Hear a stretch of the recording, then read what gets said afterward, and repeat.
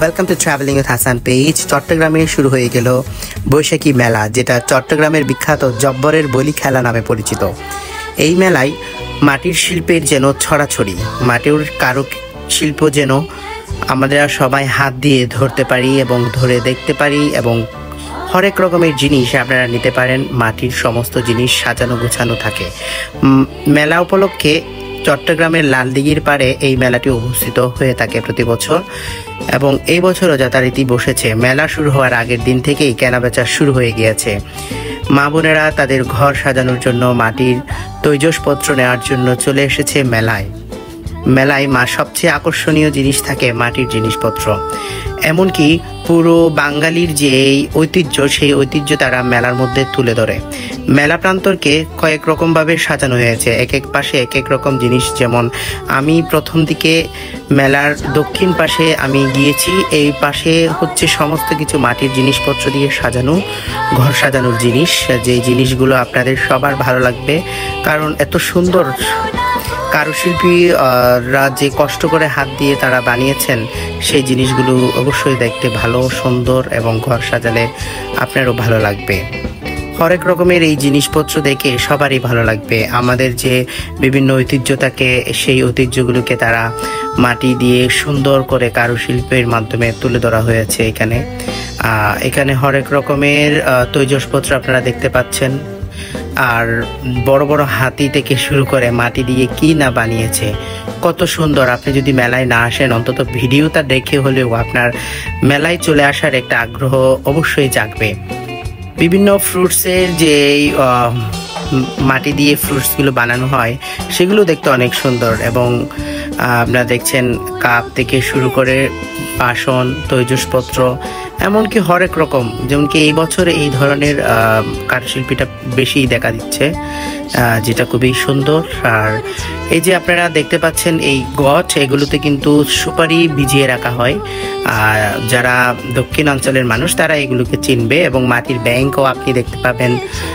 এছাড়া ফুলের টপ থেকে শুরু করে আরও হরেক রকমের জিনিস, যেগুলোর নাম বলে শেষ করা যাবে না। আর জব্বরের বলি খেলায় ঝাড়ু থেকে শুরু করে সমস্ত কিছুই আপনি অবশ্যই পাবেন। আর সব কিছু নেওয়ার জন্য আপনাকে চলে আসতে হবে। আপনারা জানেন যে জব্বরের বলি খেলা 3 দিন থাকে এই উৎসবটি চট্টগ্রামে। মূল আকর্ষণ যেদিন বলি খেলা থাকে তার আগের দিন এবং পরের দিন, পুরো 3 দিন জুড়ে চট্টগ্রাম লালদিঘি পাড়ে চলে মেলা। এই মেলায় আপনি সমস্ত জিনিস সস্তা দামে পাবেন।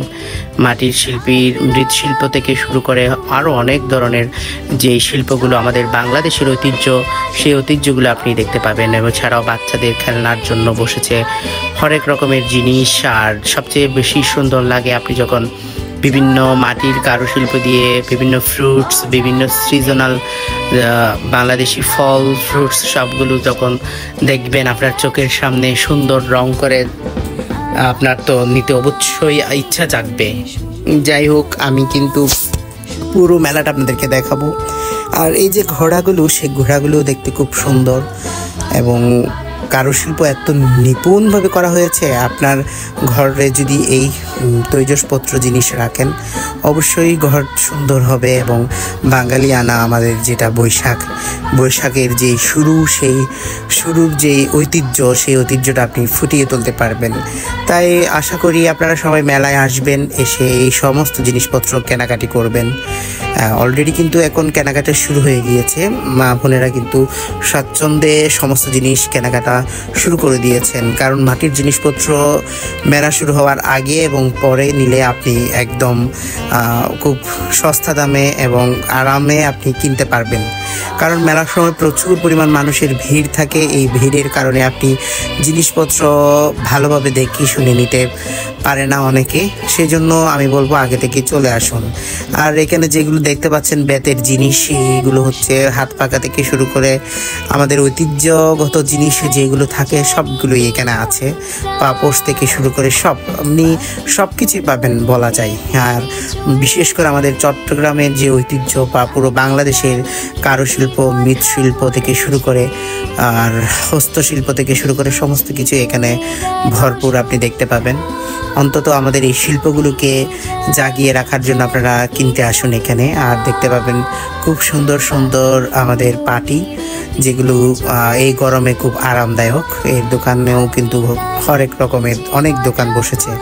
তবে দোকানগুলো মেলার সময় অনেকেই চিনতে পারে না, কারণ লালদিঘির দক্ষিণ পাড়, পশ্চিম পাড় এবং উত্তর পাড় 2-3 পাড়েই বসে। আর হরেক রকম পিঠা বানানোর জিনিস, মাটির কাঠের তৈরি বিভিন্ন জিনিস, যেগুলো আমরা মা বোনেরা রুটি বানানোর কাজে অনেক সহায়তা করতে পারে, সেরকম জিনিসগুলো আপনি দেখতে পাবেন মেলার মধ্যে।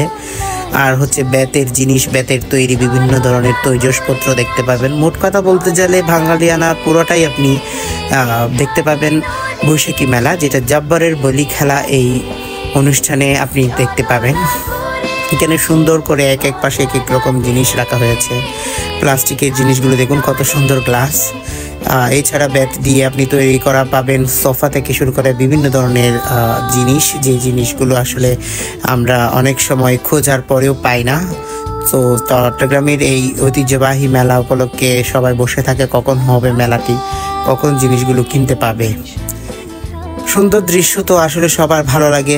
বাচ্চাদের জন্য দোলনা থেকে শুরু করে সব কিছুই আছে।